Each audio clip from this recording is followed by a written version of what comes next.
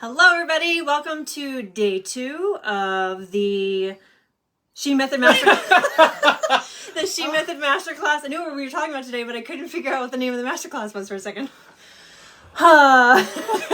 Allergies are real. My name is Tasha. This is Brandon. Hi, everybody. And we are the founders of Rules and Rebellion, and we're so excited that you're here today. Hello, hello. Hi, Lindsay. Lindsay's here. Renee and Rachel and Teresa. Thanks for joining us. If you're watching us live, drop a 1 in the comments so that we can say hi to you. And if you're watching the replay, drop a 2 so that we can make sure we circle back and say hi to you then.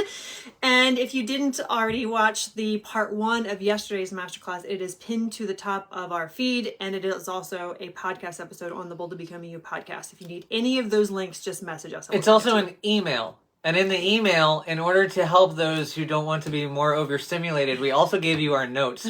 There's no way you're missing this shit. Brandon warned you in the email, and I shared it in our stories, that I am super nerdy when it comes to habits. And I just want to be honest with you about why. Because we are, as you know, we are coaches and strategists to help people who are business owners, who are coaches, who are creatives, who are artists, get their life back without losing momentum in their business. And the reason this is something, habits in particular, are so important to me is because habits are a crucial part in doing that. And for so long, I struggled and beat myself up about habits and how they were not working, how I couldn't get them to work, and how there was something wrong with me. I was lacking something. And today is about demystifying and taking care of all the misconceptions that so many of us have had about habits for all the times. I want to say something about what you just said, in that you're really fucking bizarre. I have never, I literally I have managed my entire life poorly, super poorly, but managed my entire life never once going, I wonder what habits I need, or I wonder which of my bad habits are creating a problem. Mostly because I think that if you were to ask me what my bad habits were, I would tell you I didn't have any. Sure. Because they were all maladaptive coping mechanisms. There were no habits that were positively supporting growth. You weren't intentionally creating habits. Not at all. Yeah. And the only habits that I ever knew existed were the bad ones. And so, since that doesn't sound fun, I didn't have any. And so I think it's important to also really talk about how there are so many people that are like you who are just like, what fucking thing can I unlock? To fix me. Yeah. Yeah. And while being super successful, you were having those thoughts. Mm-hmm. I was very successful in my own right and never had one of them. And was frustrated the whole fucking time. Uh-huh. And so I think one of the things it's really valuable to recognize is, from both of us having a very opposite experience with habits, mm-hmm. it still remains very frustrating, and it still remains very elusive as to why and how this is going to be the thing that changes stuff, because we've never really been talked to about what it is to actually build a habit. We've just been told, make sure you have the good ones, and make sure you avoid the people and the bad habits that come with them. Sure. So. Yeah. Well, and all of that without actually knowing what habits, where habits, and how habits were created, because we were not taught the truth. Yeah. And if you know anything about me, you know I need things to be true. It sure is real. Habits are crucial for you to achieve your goals, no matter what your goals are. If your goal is to just get up on time, whatever that is for you each day, or you have a goal of, acquiring an empire of business or art or whatever, no matter what the goal is, you have to have habits that support that. But what you've been taught has been really ineffective for you in particular. You have real life circumstances that are unique to you in your life that are not often talked about in the very popular books written by old rich white guys. Because your unique life circumstances are never considered when someone else is teaching you about how to achieve your goals, you are given a plan that is literally impossible for you to follow. Literally like the way it used to be. Not literally like now it's defined as figuratively. Like literally no one fucking cares about what goes into making your life happen. So they're not talking to you. They're talking to themselves. And they didn't say that to you. Yeah. And so as they are speaking from their stages and on their podcasts and in their books, you're thinking, well, they're saying this, and so it must be true for me too. It's not. And I am very passionate about making sure that you stop writing a false story about yourself. We'll get to that in a few minutes. Also, this leads to a massive amount of shame and guilt that tricks you into believing something is wrong with you. you have a story about how you can't follow through, about how you can't get things done, how you never stick to things you commit to, how you have all these false starts. And it's not because you actually lack your own inherent character to be able to follow through with habits. And we're going to talk about that today. Before we do, at the end of today's live, we're going to have a homework assignment for you that is going to give you a lot of relief. Are you shaking your head at homework? Yes. And also, we have a special offer for those of you watching the SHE Method. So make sure you stay tuned to the end, and you'll be able to get a little bit of a discount on this weekend's Boldly Become You workshop, which is a huge event that I do that I love, love, love, because it does break down all the misconceptions and all the false stories about yourself so you can actually move towards something that you actually want to achieve. Before we move forward, I want to really quick rewind a little bit. We just said a lot of things about unique life circumstances and that your unique life experiences are unique to you and no one cares. And that's pretty much true, but what are unique life circumstances? Unique life circumstances are things like if you have a menstrual cycle, that. If you have children, those are unique life circumstances. Do many people have children? Yes. Does that mean it is not a unique experience? No, because if you do have children, you know that that is your own flavor of whatever it is, and you navigate that in your very own way. Your kids are very individualized people. They have very individualized needs that as their care provider, it's our job to do that literally all the time. And so recognizing what goes into your life that is not your job, those are your unique life circumstances. It does not mean that your unique life circumstances need to be hard or troubling or traumatic for them to be important or a factor in how you go about finding what your goals are and how to achieve them. It's that you have to acknowledge that they exist so that you can start factoring them into the actual process of going about getting your goals. And when we are talking about the way in which all of us were taught, not being, not acknowledging your unique life circumstances, that's what we're talking about. Your boss doesn't care that your kid has a cold, even if it means you can still come into work, you still got shit to do. Your friends don't necessarily have as much investment in your relationship struggles as you do, and when you say, I'm sorry, I can't make it, they have different feelings about that than you do. Those are unique life circumstances. It doesn't need to be tragedy for it to affect your life, and it's really important that we make sure that we keep reminding ourselves every day all the things that I do are part of my life and I need to account for them. So let's give some specific examples besides parenting, because Sure. a lot of people think that their life is just like everybody else's, and so these shouldn't be excuses. Exactly. And they're not excuses. But they've been told, we've all been told that's an excuse. If you want it bad enough, you'll make it happen. The reality is that is not how life works. You have unique life circumstances. If you have limited capacity because you are disabled, or you have a chronic illness, or you have you are a caregiver for someone else who is disabled or has a chronic illness, those are unique life circumstances. If you are neurospicy, you have ADHD, autism, CPTSD, perfectionism is a version of neurospicy, you have different energy capacities, which means you have a different ability, which means you don't have the same 24 hours as somebody else. And so your unique life circumstances have been identified as excuses from other people. We are going to be reframing all of that today. This is not how this works. They've also been identified as problems, or they need to be seen as problems for them to be relevant. This is absolutely a minor tangent, but like when I was in college, I didn't go to class one day because I had a doctor's appointment. I didn't tell anybody I wasn't going to class today. I just didn't show up because it's college and I didn't think that I needed a babysitter to be able to do what I needed to do. When I went to class the next time, the instructor pulled me aside and they were like, "Why weren't you here?" I said, "I had shit I needed to do." And they were like, "What was it?" And I said, "I had to go to a doctor's appointment." They were like, "Oh, okay, it's fine then. Next time you have something like that, tell me and it'll be okay." So I had to justify and then honestly kind of like bolster the experience so I wasn't shamed for needing to take time. If I had said a mental health day, or if I had said there was a concert that I wanted to go to that had something to do with my life, that wouldn't have been okay. But because it was tragic or because it was urgent, it became all right. And that is how we've started shaping our unique life circumstances. Unless there's some sort of an emergency or it could turn into one, that's the only time that it's a valid reason for our life to affect our job or our goals or our relationships. And that's just not true. And it's really important that we remember your life is your life and it's yours. And the things that go into making it are important no matter how intense or no matter how terrible or good they are. It's all your life. So with habits specifically, one of the example that Brandon just gave could be used in terms of you didn't do what your normal exercise habit is that day because you had a doctor's appointment, or you had a kid that had a doctor's appointment, and now you're beating yourself up because you should have made it happen. There are still the same 24 hours in a day, and you're beating yourself up about something that was actually aligned with taking care of yourself, but the habit that you had decided needed to happen no matter what, because that's what you've been told, was not feasible.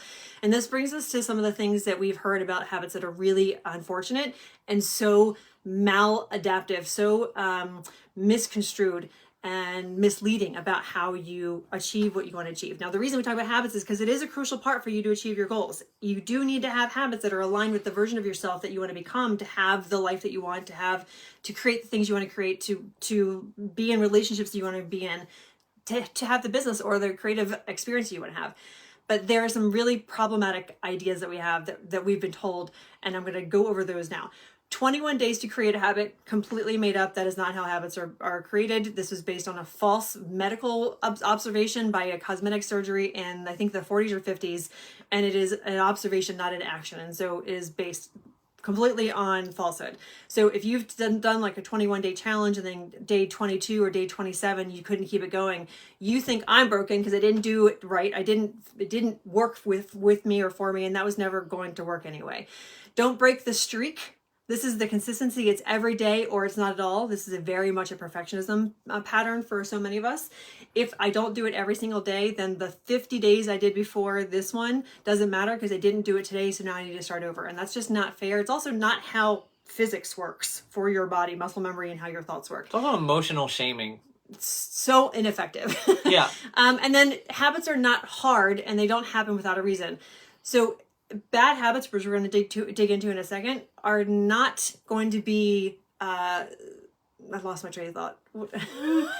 Okay, habits are not hard and they don't happen without a reason. And so it's important to recognize that when we're talking about that, we're talking about bad habits. And that's just something that everybody's like, oh, you're a smoker, it's just a bad habit. And no one thinks about where that came from, or the fact that it actually is a habit that's rooted in something. Your bad habits are rooted in, which by the way, they're not really bad. Your bad habits are rooted in some version of trauma, and therefore you created a coping mechanism, the habit, to keep you safe and comfortable while you were healing from that trauma. If you don't take the time, or you don't know how, to heal the trauma, then that habit's just going to keep existing because you still need to be soothed. You still need the safety. You still need the security. So you're not an asshole. You just haven't completed the rest of the journey, which is having the experience, having the coping mechanism to help you through it, and then healing from the experience. But we didn't know that. We just know, I've got this bad habit and I need to get rid of it.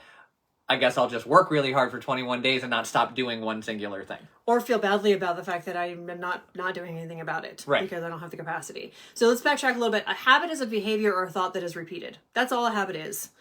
Habits are not inherently good or bad. It's just a thing that you do consistently, and over time it becomes automatic. It's repeated.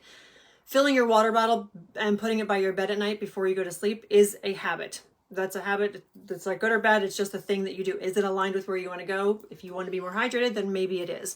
A repeated thought is, I can trust myself. That could be a beneficial thought for you to have that would be habitual, that you think intentionally on a day-to-day basis, because so many of us as recovering perfectionists have a hard time trusting ourselves because, honestly, of this whole misconception of habits. So you've been told that your bad habits are keeping you from reaching your goals. And in that, you felt shame and guilt and embarrassment, right? You felt like these bad habits I'm embarrassed by. You don't want to admit to other people that you bite your fingernails, or that you scroll at early hours of the morning or late at night. And these are things because people have told you shouldn't be doing that. Anytime there's a shouldn't or you should have, that is where you're going to start to see and feel the shame. And that's what really starts to instigate the fight or flight response. You have, I read that part, huge activators for stress and fight or flight mode kicking in.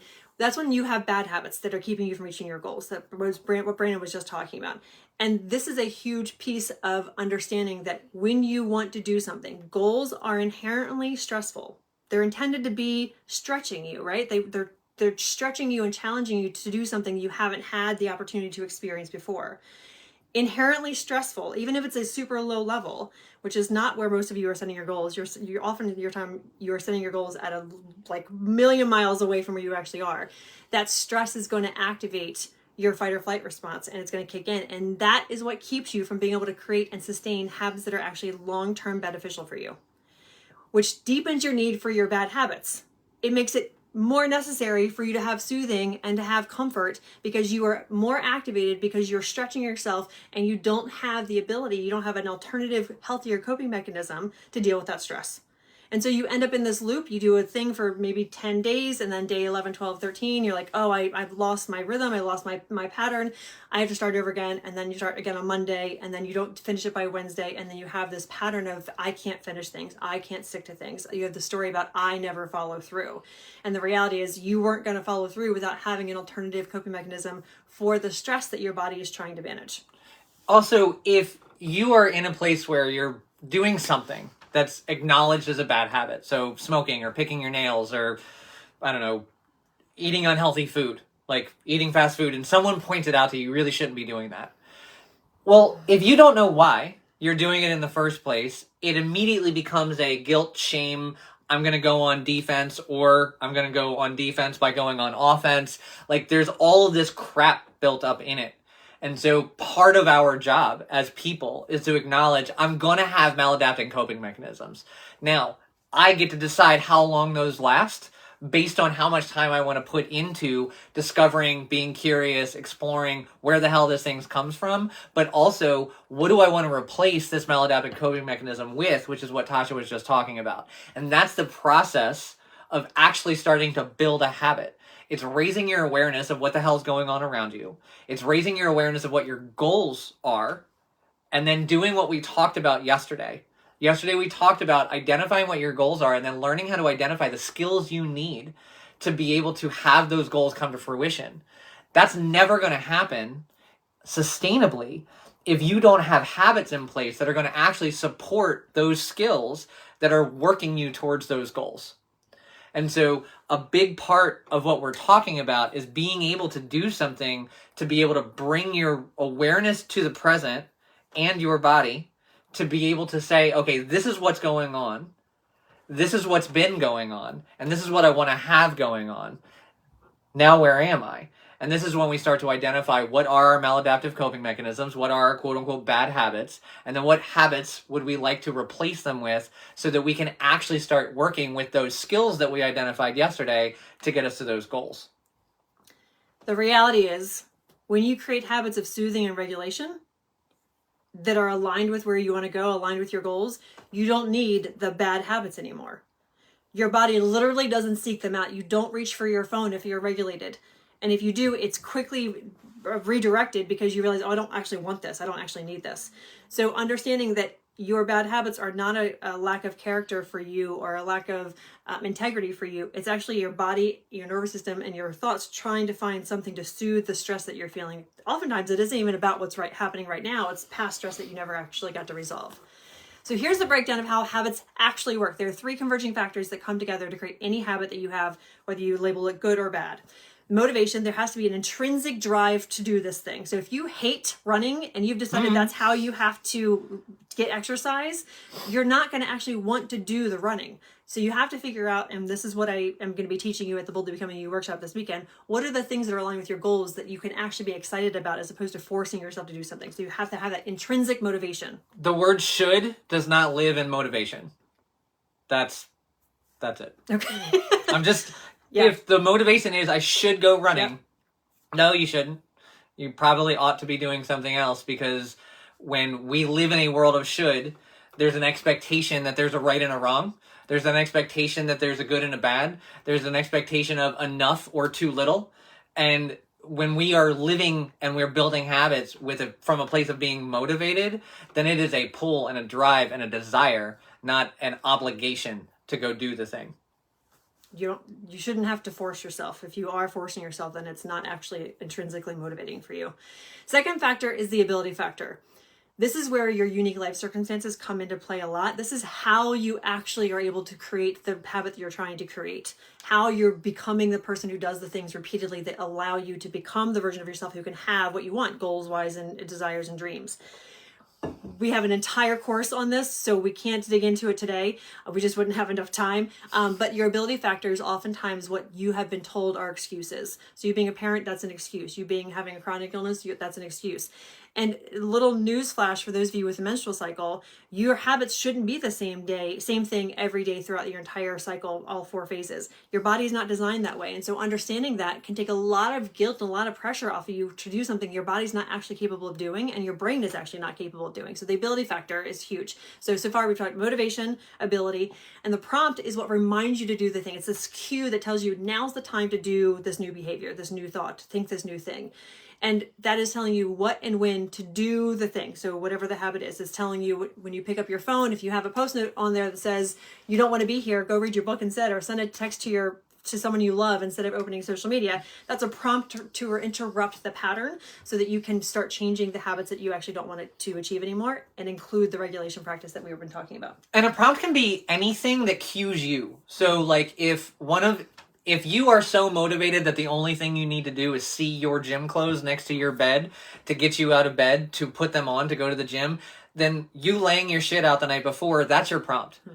That is the way in which you're going to remind yourself, oh, right, we're not snoozing today, we're getting up and going. Or it could be a glass of water at the side of your bed to get you into fueling your system before you caffeinate your system.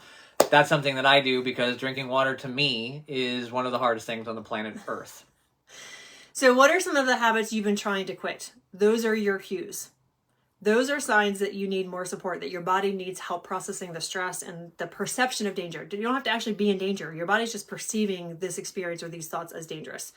And there are 2 habits that are crucial for perfectionism recovery: rest and regulation. They also happen to be the most challenging at first because you can't do these things perfectly because you're not used to it. Your nervous system does not know how to rest and regulate by default. That's why you have habits that you're not excited about. That's why you can't get yourself to do the things that you think you should be doing. You don't have the ability to actually assess whether it's aligned with how you are going to move towards your goal. And so you can't, because we often try to apply perfectionism approaches to moving out of perfectionism, it can feel really defeating and feeling like you're a little nutty. And so you have to be aware that these 2 crucial habits, you literally cannot recover from perfectionism or burnout without these 2 practices. They're not the only 2, but these 2 are crucial. So resting, how many of you have a hard time resting? Let us know in the comments. Resting is not lying on the couch, scrolling through your phone, thinking about all the things you should be doing. That takes away the actual restorative part of resting. And so if you have a hard time resting, you're like the rest of us. Most of us have a hard time resting when it comes to thinking about all the things that we should be doing and all the ways that we should be showing up in our relationships and all the things we should have done and all the projects that aren't finished. There's so many reasons that we magic up because of the productivity-based self-worth culture that we live in, that you think resting and taking care of yourself is a luxury that you have to earn. And you have to start incorporating this into a habitual practice for yourself, which can be challenging if you don't know how habits actually work. A big part of the rest and regulation of getting out of perfectionism, but also really allowing yourself permission to release your maladaptive coping mechanisms, your bad habits, that rest and regulation is going to give you the clarity to be able to see where your new habits need to exist. They're going to be able to help you see where maladaptive coping mechanisms still exist. I quit drinking, I quit smoking, and I quit eating nothing but fast food and any drink that has sugar in it. And that was amazing, and I was really proud of myself, and I still really am. And after I did all of that work, and I learned how to rest, and I learned how to regulate, I was realizing, oh, you just switched some of your bad habits for healthier versions of your bad habits. Like, now I'm eating the healthiest potato chips possible by the fucking bag. And so that's something that I need to address. And so being able to be rested and regulated allows me the space and the clarity of mind to say, I see that this is something that's going on, but because of the fact that I'm rested and regulated, I also have the permission to be able to say, I'm not going to shit on myself for it. I'm just going to start observing, and then I'm going to start building in prompts to help me navigate away from this thing and towards something else. P.S. There's no amount of sauce or salts that make celery taste like chips. However, I feel better when I have it, which is what I'm going for. And so being able to be rested and regulated, being able to calm your nervous system is a crucial part to being able to build habits that support skills that get you towards your goals. This next thing that we're going to say is really important. You cannot change your habits and be consistent if you are regularly in fight or flight mode. Let me say that one more time. You cannot change your habits and be consistent if you are regularly in this survival fight or flight mode, which is where you live if you're a perfectionist. You may have moments of releasing that, but more often than not, you're operating in a reactionary and responsive way with this fight or flight response. And so you're only able to think about in this moment, which is why you can't sustainably execute a habit long term for the reality of your life. And so your brain is not actually allowing you to think beyond the moment you're in. It's because your automated actions and wiring from those to your brain are fight or flight and outward facing, even if on a low level. So stop beating yourself up for not being able to change habits when you don't actually have the nervous system to support that change sustainably and long term. That's not your fault. No one told us about nervous system regulation in school. Would have been way more beneficial than the fucking history classes that I took or the physics class that I don't need. But these are important things for you if you are frustrated with yourself for not achieving goals and realizing that if you had just had this one habit, you may have become more successful. You cannot change your habits and be consistent while you're consistently in fight or flight mode. And so it's important for you to realize and absorb that. Take that in, because that is why a lot of you are so frustrated and feel like you're disappointing yourself over and over again. It's so important to hear the part where it's not your brain. You can't think your way out of this paper bag. This is absolutely about you coming to your body and identifying that this whole vessel needs to be addressed. And the shit up here sometimes just gets in the way. And it gets in the way because we remember all the crappy stuff that happened before, and we want to make sure it doesn't happen again. But living in that over and over and over again just forces us to realize, oh my God, all that crappy shit could really actually happen again. Why in the hell would I ever want to get rid of any of these maladaptive coping mechanisms? Why would I want to stop smoking? Why would I want to stop drinking if it's going to get awful down the road? Because behind me, it was awful then too. And so listening to your brain is part of the reason why we get so trapped. It's because we haven't released any of the stress and any of the pressure and any of the trauma from our body. And so our nervous system is just hanging on real tight until it happens again. And when we can learn how to rest and we can learn how to regulate, like we were talking about earlier, it gives you the opportunity to calm down just a bit, even if it's just a little bit, to realize, oh, the danger that happened before isn't happening right now, so now I get to make a new choice. Now I have the opportunity to say, these habits aren't working for me. They got me out of this thing, and I'm so grateful for that, but now I got new shit I want to do, and in order to do that, I've got to be able to do new things, and these things are keeping me locked in one location. You've been told that your mindset is why you do things. And there is a component to how you think and the belief system that you were wired with from the outside world, from your parents, from childhood experiences, that is crucial, because your thoughts can activate your fight or flight response, just like a physical thing can activate your brain to think about things that are not ideal. Your brain isn't actually the one that's in charge of how you make decisions. So you can't think your way, like Brandon said, you can't think your way out of perfectionism. Your nervous system is in charge. And if you are a perfectionist or recovering from perfectionism, you are in burnout, you have ADHD or any other version of neurospicy brain, you cannot make choices that you actually are consciously making if you don't realize that your nervous system is part of the equation, if not oftentimes the driver. And this is important because you're habitually in fight or flight and survival mode. This can feel hard because you're like, I've been doing this my whole life. I can identify times that were harder, that I was definitely in survival mode, like an actual crisis. Mm-hmm. But when you're thinking about all the things you should be doing, all the ways that you're supposed to be taking care of other people, all the ways you're supposed to act so other people are comfortable, when you're thinking about how you don't want to be too much or maybe you're not enough, all of these perfectionism thoughts that we have, that is activating your nervous system at least to a low level, and it is stealing your ability to make conscious choices for your long-term benefit in addition to your short-term. It's really important that you know that, because that is what is intercepting the plan that you have for yourself to create a habit and stick with it. When it comes down to there being a stressful event, you don't have the capacity, nervous system wise, to make a different choice because you think about it differently. You don't think about anything when that's happening other than how do I get to safety? And that is not your fault, but it is very much in something you can control when you understand that's what's happening. We've mentioned shame and guilt that come with maladaptive coping mechanisms or bad habits, and we've talked about how when you are having a hard time reaching your goals because all of the things that people told you needed to do just don't work for you, that's when shame and guilt pop up. And with what Tasha was also just talking about being in fight or flight, being in survival mode, it's all on a spectrum. And as perfectionists, we're never going to admit it. We're never, ever going to admit, I feel really guilty about the fact that I didn't hit that goal. I'm pissed that I didn't make that thing and I'm going to drive harder is what we would say. Or these fuckers got in my way and this is why I never fucking trust anybody. I'm going to do all this shit by myself. That's what we say. One of the things that nervous system regulation does for you is it gives you the ability to actually come back to yourself and realize I am slightly ashamed of myself for lying to myself of what I could accomplish or thinking that I could do this when every other time I never got it done. Or feeling guilty about the fact just a little bit that you let people down. Or feeling just a tiny bit off, even though the situation should be really fun and happy and lighthearted, and you're like, I don't know why I keep trying to find things to go tidy up or fix, or why I'm fucking yelling at my kids when they're just being 7. Like, that's what they do.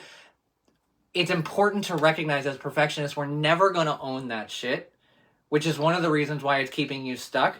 And nervous system regulation is going to give you permission to say, it doesn't run my life, but yeah, I do feel a little guilty about this.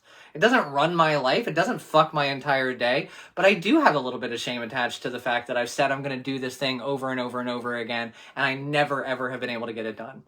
Or I do feel a little wired while I'm at this thing where I'm supposed to be having fun. That's survival mode.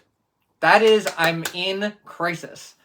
And so being able to give yourself permission to identify those things just a little bit is where we can start to open ourselves up to, oh, hey, there's a new option. Oh, hey, I don't need to feel this way anymore.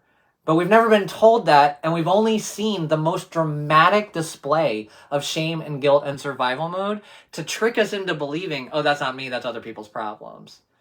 We're perfectionists. It's 100% our fucking problem. We're probably the one that started it. Did you want to keep going? Well, I'll always. This is an important part to hear yourself as we're having this conversation. Are you telling yourself, yeah, but I should be able to do it because I've been able to do it before? Yeah, but I know that they're saying these things, but I should have the ability to overcome this. I saw other people have it worse than me, and I should be able to do this too. These are all the aftermath of conditioning of how you shouldn't be certain things and how you should match this ideal, which has been set up by the able-bodied, cis, hetero, Christian, wealthy, white, neurotypical male. And this is not how you are going to live your life. This is how you're going to shift from that, realizing that all the direction that you received about productivity and success and being happy is based on a model that was not designed for your body, for your brain, and for your lifestyle, which is why we were talking about the SHE method, skills, habits, and the environmental factors. You are not, these 3 categories are often so misaligned because you've been following someone else's manual to live your life, and that's just not going to work. That's why we're so passionate about these concepts, so that you can realize that you can break out of these boxes that you may not even realize you were in and start creating your own rhythm, your own framework, your own step-by-step plan to create the desired life that you have. What do you want your day-to-day life to experience, day-to-day life and experience to feel like? What do you want to feel like at the end of the day? How do you want to be remembered? How do you want to feel at the end of a year or the end of a quarter, depending on how you look at it and perceive time? That's up to you. Now that you know this, it was not before because you didn't have all the information. And so it's really important that you understand that habits that support soothing and safety in relationships and in your environment and your activities are a huge missing piece in your efforts to achieving your goals. Huge missing piece. Without taking into consideration, does this make me feel safe? Is there a way I can make this experience more safe for my body, more safe for my nervous system? Is there a way that I can do something a little bit different than what I've been taught so that I feel safe enough to take this little bit, the stretch for myself and give myself permission to lean into being curious and having compassion for myself as I'm developing this habit, rather than it's all the day, all the time, every single day, no matter what. And if not, then I'm a failure, then I failed, and that I am actually not committed to myself, just like they told me I wasn't. I want to make sure we are wrapping this up because I know there are comments that you want to address, and I promised you this wouldn't last an hour. We have only been given you're at the beginning, and here's the massively huge end result. which gives us the idea that it is possible for everybody to just be there. It is possible for everybody to show up every day without any days off, without any breaks, and work 20 hours a day and all of these things. And I feel like we can take a look at people that are massively successful and realize Taylor Swift didn't start singing to sold out auditoriums. She started fucking singing on street corners in fucking Nashville. Kobe Bryant didn't start playing for the Lakers. He started playing basketball when he was probably 1.5 years old, and consistently over time kept showing up. And so our expectation of just this, I'm just going to do it. When we talk about setting goals and thinking about safety and thinking about habit and thinking about security within your habits, that's not to say don't ever stretch yourself. That's to say, how can I stretch myself and feel safe? Maybe it's not saying I'm going to start being a singer and then expecting myself to be comfortable on a stage in front of 10,000 people. You'd have a complete and total fucking meltdown. As would anybody. As would anybody. And so recognizing I can stretch myself by doing something that is out of my comfort zone a little bit, with safety being the driving factor. That's how you build a habit that's sustainable, that gets you to where you want to go, rather than thinking the habit is show up every single day without fail, without feeling, over and over and over and over again. Because this was such a problem for me, and because not having regulation and rest as habitual actions for myself over the course of the better part of 20 years, I ended up bedbound and not being able to do either of the businesses that I had at the time. I lost time with Brandon and the kids that I'll never get back because I had all of these false rules about how habits really work. And this is why it's important that you understand that now is an opportunity for you to rewrite the story of your bad habits and your past failures, because you were given the wrong directions. You weren't given all the information to be able to do the thing that you wanted to do. You were told work hard, put in more hours, and that was going to get you where you're going. Look around, my friend. Look at all the people who are busting their ass to do something, to achieve something, to make enough money to take care of their family, to create something that's meaningful, to have a meaningful impact. The 15, 18, 20-hour days over and over and over again for decades is not how you achieve that. And you don't know how to get out of that pattern until you know that you have rest and regulation as a priority to be able to give you access to the part of your brain that can make conscious decisions that are aligned with your goals. So yesterday we talked about skills, today we talked about habits, because these are two crucial things you need to be able to get to where you want to go. Whatever you want. Remember, what you want and what you need is just goals. It's another way to say goals. It doesn't have to be huge. It can just be, I want to feel happy in my relationship. I want to feel stronger in my body. I want to, and you can have metrics. I want to see 20 waterfalls. That's one of my goals for this year. Those are all things that in order to achieve those things, you need to have habitual patterns of thought and behavior that give you step-by-step momentum, like Brandon was talking about, these little moments over time that build to accumulate to the end result.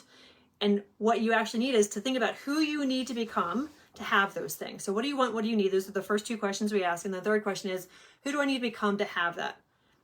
When you're thinking about this future version of yourself who's going to be successful and has these things that you want to have, there are habits that they needed to develop to get there. There are skills they needed to develop to get there. There are environmental factors that will make it easier to get there. And that's what we're going to be talking about tomorrow, the environmental factors. So now you can rewrite the story of your bad habits. Look back at, this is your homework, identify your bad habits. Look at the story you have about yourself, about these bad habits. Why did you decide that this was a character default for you? And how can you rewrite that, knowing that these are all coping mechanisms? Like we said in part one, perfectionism comes with people pleasing, procrastination, hyperproductivity based self-worth, and pickiness. All of those are based in the fight or flight response. And all of those have you feeling like you're a bad person, or that you're not a good mom, or you're not a good leader, you're not a good partner. And the reality is you don't have the habits that are going to allow you to be the version of yourself that you know you can be when you feel safe. So rewrite those stories for yourself. I'm going to give you a quick example, and I'm asking you not to make this a justification for continuing to do it. One of the bad habits that I had was that I was a smoker from young teens into mid 30s. Sure. So not awesome. not excellent for health, not excellent for longevity, not excellent for running or chasing children. None of it was something that was actually doing anything good for me, but it was something that was actually held on from a lot of trauma and I was coping with a lot of stuff. It's possibly the best thing I could have done to myself for 20 fucking years, because it's the only form of nervous system regulation that I had. I would literally leave the source of trauma to step outside to have a cigarette so I could calm down, by default doing a lot of deep breathing, because that's what smoking involves, to then be calm and regulated, to be able to go back into a very high stress, very active, very intense environment that I used to work in. Again, not for longevity, not awesome for health, but I was regulating my nervous system, and that's the best that I could do because I was hanging on by a thread 24 hours a day. So when you do this homework, when you go back and you look at what your bad habits are, please give yourself some grace and actually identify what they're doing for you. Because that's why they exist. Your bad habit of going to McDonald's 2 times a day is doing something for you. 1, it's keeping you alive because you're actually putting something in your body. But 2, it's emotionally satiating you from something. Understand it and learn to appreciate the fact that you're showing up for yourself in any way possible. Once you do that, then it's going to be so much easier to see I can emotionally soothe and satiate myself in other ways that might be more effective or might be more aligned with where I want to go. But what I'm doing right now does not make me an asshole. It makes me a survivor. And that's important because we got to fucking get here before we can get somewhere else. Such a good example. This can be hard for someone to internalize and accept. Like, how am I going to be grateful for this thing that I did that was bad for me? And it is the bridge from where you had started, where you didn't have any coping mechanisms, didn't need them, to where you needed something because life was stressful in some way, to now where you can make some changes. You are not responsible for what happened to you whenever it happened to you, but you are responsible now to make changes because you can. And now you have actually more information to make changes that are going to allow you to do things differently rather than beat yourself up for not doing it. So your homework for today is identify the bad habits that you've had in the past and the ones maybe that you have now. Reframe them as soothing. Identify them as a way to soothe your nervous system because you need something right now that's going to make you feel a little bit more calm, a little bit more safe, a little bit more in control. You feel more in control when you are overworking. That's my go-to vice. I have a work addiction that I'm regularly navigating. And so when I'm stressed, I just need to do more work. Understand that now I see that is a cue. I have a heightened stress level that I didn't realize I had. And now I need to do some more regulation. I need to take a break. I need to rest. I need to all the things. So that's your homework today. Identify your bad habits, reframe them as soothing, see how that is actually true for you, and also find some gratitude for where you are now and how those soothing mechanisms got you to where you are, so that you can start making some changes once you understand how you need to be soothed in those situations. Tongue-tied today. Did you want to do the last thing on the page? And then we're going to talk. There's some really awesome comments that we're going to talk about. And then we've got to go because you can't listen to us forever. My throat also needs to recover. So if you are watching this and you have not signed up for the Boldly Becoming You workshop, the Boldly Becoming You workshop is this weekend, October 7th and 8th. It is a practical manifesting, vision board, and goal setting workshop. It is my favorite event to do all year because it is breaking down so many barriers for yourself in terms of what you want to accomplish. Whether you are in burnout or you're in like go mode and you're ready to accomplish some big things, I walk you through how to incorporate the habits, the skills, and the environmental factors that you need for your goals specifically, so that you can achieve your goals without having to burn out, without worrying about losing too much momentum or losing your relationships or losing your health because you're overly focused in one direction because you're a perfectionist, and that's how we were taught to do it. So if you are not already signed up and you want to use the discount code SHE Method at checkout, you can get $50 off your registration fee for this weekend. So make sure you write SHE Method where it says coupon code in the checkout page, and you can get $50 off, and you're going to save some money and have a life-changing experience. There are so many people who signed up between Sunday and yesterday. I'm so excited to spend the weekend with you. And if you have questions about this event, please feel free to message me because I want to make sure that you can make an educated decision about this. I'm not going to talk you into doing this if this is not the right time for you. But if you have questions about it and you understand it more, please message us so that you don't miss this opportunity, because I don't know when we're going to do this again. It'll be a while because this was it's a big undertaking for my body and my voice. Okay, go ahead. No. Okay. This exercise is so timely for me today. Thank you so much. You're welcome, Leslie. I'm glad you were able to pop on for the end. Sarah says, consistently in survival mode, really struggling with this, especially recently. You're not alone. Majority of our community is in survival mode in some way, whether it's a residual from years ago or it's actively surviving crisis and problems and challenges right now. You're not alone. So very grateful for this. Randomly came across my feed today. I absolutely needed to hear every last bit of this. Love you guys for all you do.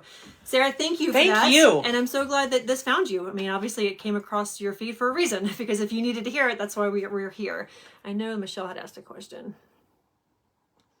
How do you rest? I know sleep is not the same. That's a great question. Actually, what we'll do, we'll put another live together either next week or the week after to answer that question, because there's actually 7 versions of rest.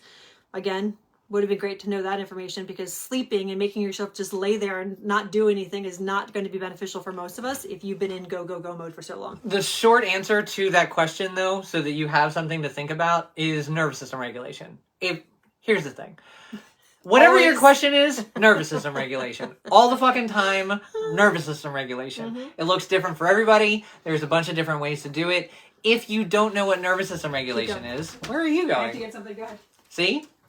If you don't know what nervous system regulation is, Tasha and I put together a 10-day anti-challenge where there are 10 nervous system regulation exercises, videos that we actually physically do so that you can see what your options are, and you can some of your options, and you can message us and we'll send you that link. It's like $25 or something, but it's a game. Nervous system regulation is a goddamn game changer. And here's the thing that's lovely about it: you do some of this shit by accident already, and so raising your awareness of what you already are actually doing and just clocking it as I'm regulating my nervous system, it actually makes it work more effectively, and you feel good about yourself, and you didn't add something to your already busy day because you're already doing it.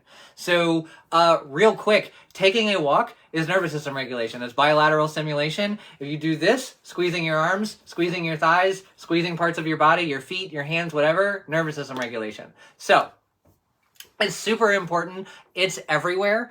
But that is the short answer of how do you rest. There is and Tasha and I will talk about this a lot, and like she said, we'll do a live either tail end of this week, middle of next week sometime, about resting in particular, because it is a nuanced skill that takes a lot of patience to learn how to incorporate. And as Tasha was talking about before, and it's so very important, everybody hear me, if you have a menstrual cycle and you are not medicating yourself, your versions and your opportunities for rest are going to be different with each phase of your cycle. You cannot ask yourself to create a plan for rest in your ovulatory phase and expect it to last through your menstrual phase. You're going to drive yourself bonkers because your entire body needs new shit all month long. And so having a menu of rest options that are actually aligned with how your phases work and how they work for you is a really important way to help you rest without actually becoming stressed out and hyper fixated on resting, which is the opposite of the point. So I'm trying not to go down a tangent. You with can't, because you told me you needed to be done in an hour. Yeah. So there's lots to say about the menstrual phases and how your body needs to deal with environmental skills and habits differently. So the SHE method is going to work for you in all 4 of the phases of your cycle, if you have a cycle, if you know how to do that. And if you want to ask us some questions, feel free to message us, because we've been doing this for about a year and a half now, and it's changed literally everything. Fucking everything. Yeah. So we can come back to that. Let us know if you have questions. We can do a podcast episode about that in a live. Michelle asked, is not having fun survival mode?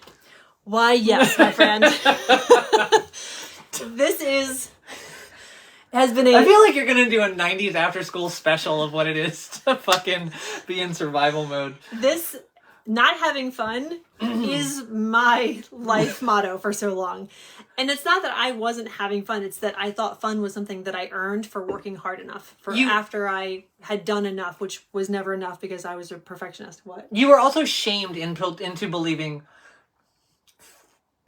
I am not going to rail on all of the shitty people that were in your life up until now. Mm-hmm. You were shamed into believing the things that you thought were fun were not fun, and so you not fun enough. Yeah. Right, so you forced yourself into situations that you genuinely don't like, to then create a really unsafe environment for you emotionally, to then heighten your nervous system to an unhealthy level. And then I hided. And then you hided so much because you were so dysregulated. I hid so much of myself, and I'm still peeling back those layers years later to unveil what I find fun and what I find exciting and what I enjoy, and giving myself permission to be nerdy about that.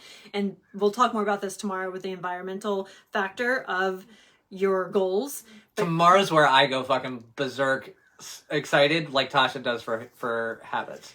Who you surround yourself with, what it is that you actually have access to in terms of what you see, what you hear, what you smell, are huge factors in whether you choose to move towards something or you don't. And we'll talk more about that specifically tomorrow. This is the E of the SHE method that we've been talking about these 3 days for this masterclass. But I wanted to just share with you that I literally have a book called The Power of Fun, How to Feel Alive Again.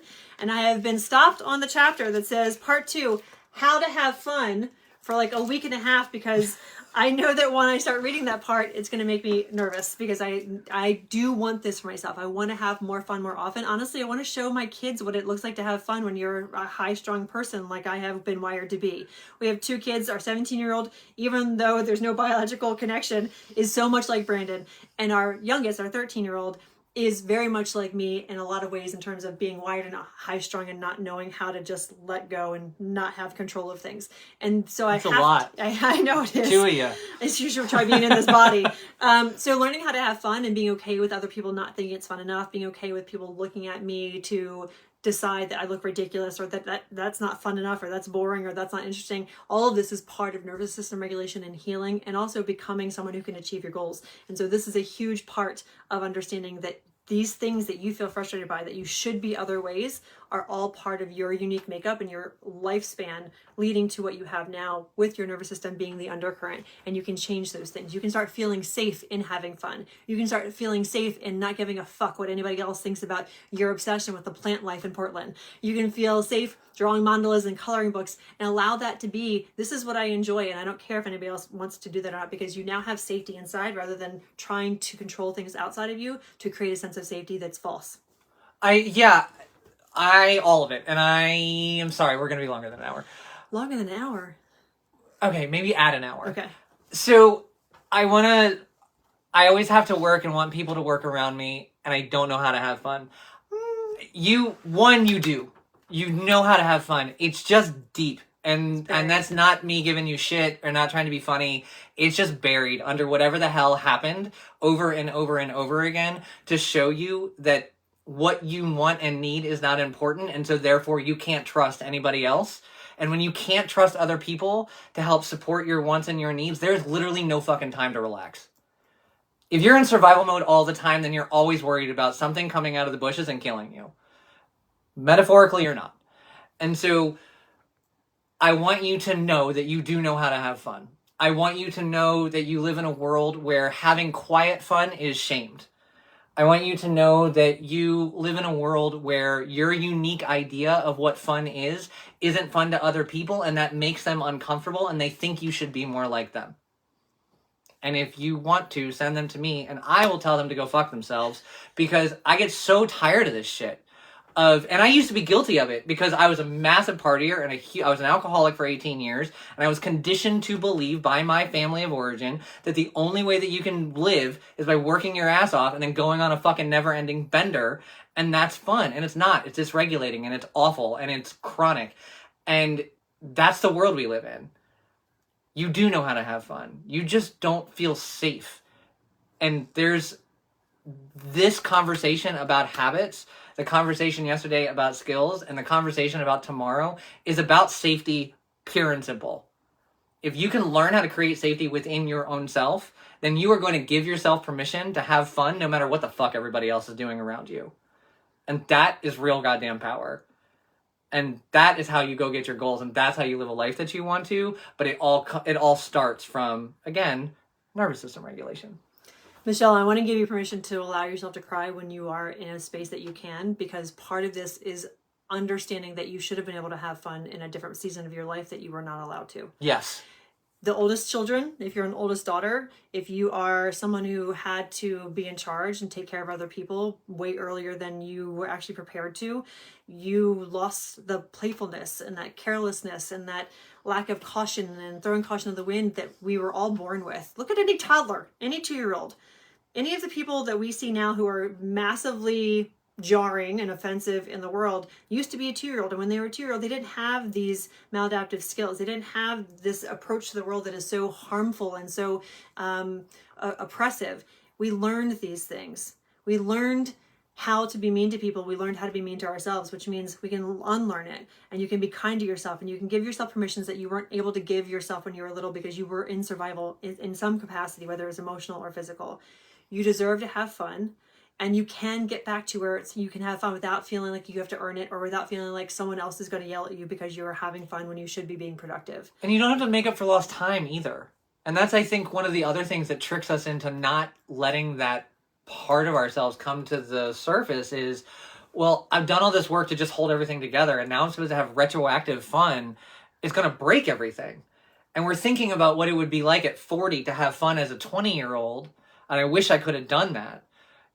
Well, we're sleepy at 40 and our body hurts, and alcohol, if you drink, affects you differently, and we don't have access to the same kind of carefree, throw it to the wind kind of caution experience that we used to have when we were 20.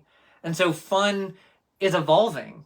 And as you're learning about who you are, and as you're learning how to regulate your nervous system, you're going to find things to be fun that you would have never dreamt in a million years when you were 20 that you would have found that fun. And isn't that exciting? Like, isn't it exciting you don't have to be an idiot again to have fun? Like, I'm so pumped that I don't have to redo that shit because I completely fucked that up a lot. And so, like, Tasha's finding things right now that she would have never dreamt would have been fun when she was 20. And I am doing the same thing, and we're allowing our kids to just exist so that they can try to experience it. But that's also part of the stress is, well, now I've got to learn how to be fun. I've got to make up for this all lost time. I've got to show everybody that I can be fun. You don't have to show anybody shit. And if you try to make the perfect fun and do it every day no matter what, it's tiring. It becomes unfun. And so there's a lot of unraveling that you need to do, and that we all are doing, to remove these perfectionism filters on how we function and how we move through the day. And that's why we're here. That's what we do at Rules and Rebellion. Literally, our entire platform is about helping you peel back the rules, obligations, and expectations that you have acquired and absorbed from the outside world, from your parents, from your caregivers, from your church, from your school, from the work that you've had, the partners you've had, the jobs you've had, and get to the truest version of yourself. So the truest version of yourself can be out there glowing, which will then allow your people to come find you. Again, we'll talk more about environmental pieces tomorrow that have a lot to do with relationships that are going to allow you to become the version of yourself that can have everything you want in your life. And we're super excited that you were here today, and really excited to see you tomorrow. So real quick recap, bad habits, not bad. They're soothing mechanisms to get you to where you want to be, to feel safe so you can feel secure. Go back and watch the rest of this masterclass if you have not been here the whole time. It is going to give you a lot of insight and some permission to be who you really are. We will be back again tomorrow to talk about the final part of the SHE Method, the skills and the habits we did yesterday and today. Tomorrow we're doing environmental, and these are the crucial 3 factors you need to be able to achieve any goal that you have, personally and professionally. And it doesn't have to be as hard or as mysterious or as exhausting as the world has been telling us, and we're going to walk you through the final part of that tomorrow. Again, one last time, if you have not signed up for the Bold to Become You workshop that is this weekend, October 7th and 8th, you can get $50 off your registration by typing in SHE Method in the coupon code area, and you'll get $50 off so that you can enjoy this weekend, get inspired by your own intrinsic motivation, and get clarity on the goals and that you may need to have or want, as well as the skills, habits, and environmental factors that you can actually have control over so that you can let go of trying to control everything. If you are currently driving or unable to write anything down and you're like, fuck, I'm going to miss it. No, you're not. This is going to be a podcast, and this is going to be an email before the day is over. So you will have access to all of this stuff again. It's also on Instagram and Facebook for as long as those things exist or until we take them down. So Please do not give yourself any unwarranted panic, and enjoy the rest of your day. Thanks for joining us. We look forward to seeing you tomorrow again at 11 a.m. Pacific Standard Time on Wednesday, October 4th for the final part of the SHE Method Masterclass live series on Instagram and Facebook, and as Brandon said, on the podcast. If you have any questions about anything you heard today, drop them in the comments or message us privately and we'll be able to answer those questions. If you have any questions about the Bold to Becoming You workshop, message us those questions. We'll see you later. See you, everybody.